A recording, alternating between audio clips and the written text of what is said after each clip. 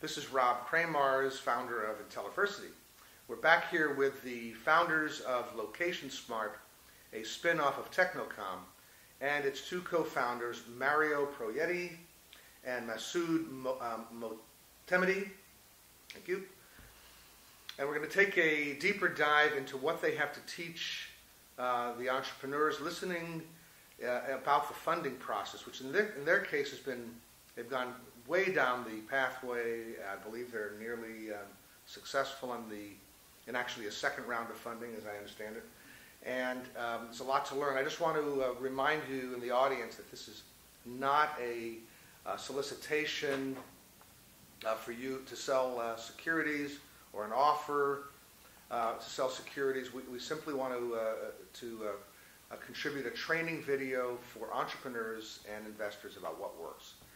All right, so gentlemen, what do you think, and we're going to cover this in a number of ways, what do you think entrepreneurs have to learn from your experience, other technical entrepreneurs, in raising funds so far? What's the biggest thing you've learned? Rob, I think one of the things is back to the people, is building a relationship with the investor and getting that first investor, the lead, typically in a lot of cases require a syndicate or a number of investors to invest in a round, and getting that first investor, the lead, to take the step to get to a term sheet and get into due diligence, creates the stage to gain momentum with other investors that have been looking at the deal. So that's really important. That's intriguing. So the first investor is, once you're launched with one investor, it becomes easier to obtain the second, third, and fourth. And so what have you found to be essential in the process of obtaining the first investor? What's that like? Yeah, I think one of the things, it's a sales and marketing effort, essentially, and building that relationship, showing that the business has addressed a lot of the issues involved in the business plan that it's executing on. So to the extent that you can indicate that you've mitigated those risks or alleviated them, such as revenue traction, showing real customers, technology beyond the concept stage and in use by customers, all of that validates that those risks associated with developing those capabilities are okay, so risk mitigation obviously is, and we'll cover that in greater depth in just a moment. I want to return to something else you said, which was that the process of obtaining, particularly the first investors, is a process of building a personal relationship. Yes, that's right, because it's not an investment and you walk away. You're going to be working together as a board member or an advisor, and it's someone that, as an entrepreneur, you want to give them a return on their investment, of course. And so that relationship is really important to establish up front. Realize that you're going to be working together in the long run, and that first stage of building the relationship is a good indicator for that. So when you're out raising money, finding investors that, as an entrepreneur, you feel you can work with, and likewise, investors looking at the team as a team that they have confidence in and can work with going forward is really important. Yeah, the other thing that I can see is that the lead brings on other investors. So the relationships that the lead has become critical as well, which was proven in the first round that we did. The lead investor was able to go and bring on 3 other investors to complete the round. Interesting, yes. In fact, we were able to be oversubscribed in that case. Once we got that first investor to go ahead, all the others that had been watching and looking for continued validation and mitigation of risk as we were building out the business at that time came in and wanted to participate. So it's in some ways it's like getting a very good job. Sending out resumes or sending out executive summaries to thousands of people is not going to generate that first lead investor. No, it's really, yes, that's right. Go ahead. Yeah, and getting that foot in the door, if you can do it through a warm introduction, someone that investor has done business with before, invested in, co-invested with, that gives a recommendation is huge compared to cold calling on new investors. And getting that warm introduction makes that process of getting past a review of the executive summary all the easier. So at this stage, in this stage in the company, your role is virtually 100% raising capital, which means getting to know investors on a personal basis at this point, right? But how do you do it all? It's a lot of long hours, time, dedication, and a team that's able to execute and support and knows what the objectives of the business are and can execute even if you're not watching them.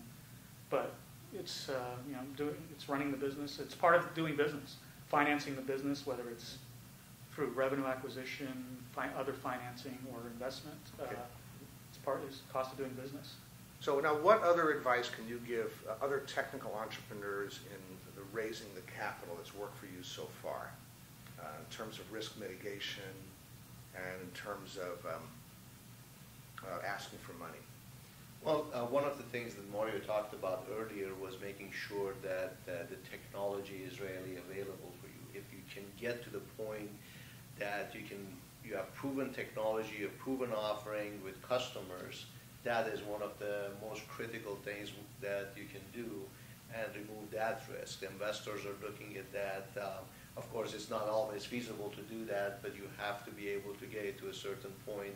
In our case, we've been able to at least for Location Smart show that that capability can be launched, show that customers are added, so that's one part of it.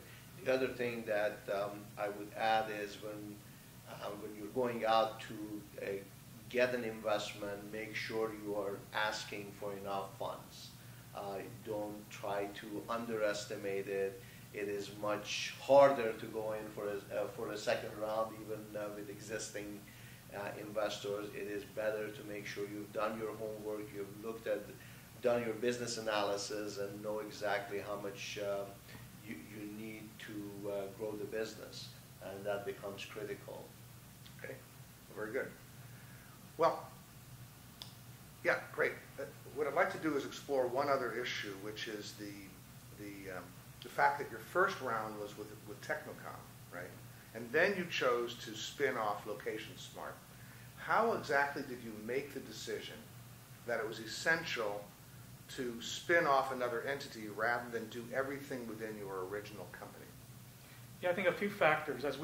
While the technology that we are providing under TechnoCom to carriers is a basis for the technology in Location Smart, the end customers are different, the sales and marketing are different. One is telecom focused, selling to the carriers, making their business more effective. The other is applying that technology to businesses that aren't experts in the technology. So it's a different sales process, different marketing.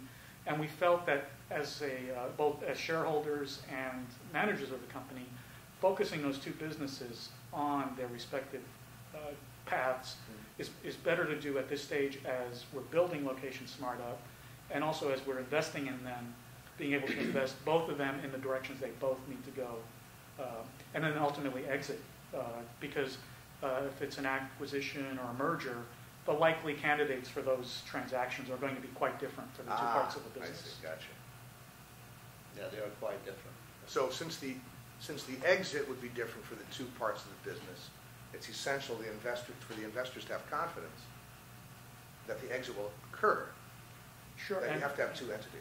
Two entities, and that there's a larger pool. There may be entities that would find the combined business interesting, but far fewer than the two separate businesses fitting in with businesses focused on those types of individuals. Now, I noticed, having followed you in this process, that you made this decision partway through the funding process.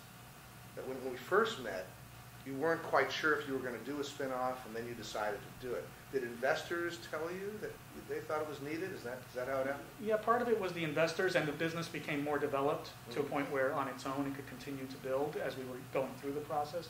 But I think investors also wanted to understand, because that Location Smart business, the enterprise-focused part of the business, is where the investment was needed.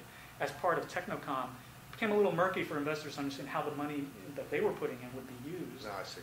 And making it a clean, business from that perspective also enhanced the ability to make a clearer presentation and proposition to the investor. That's brilliant. That was an example of what we investors call coachability. They pivoted in large part because they were getting feedback from investors that creating a spin-off is better for the future of the business. So congratulations on that. I'm signing off now. This is Rob Kramarz with the founders of Location Smart, a spin-off of TechnoCom. I hope you learned a lot today, and if there's any questions, please email or call us. Thank you very much.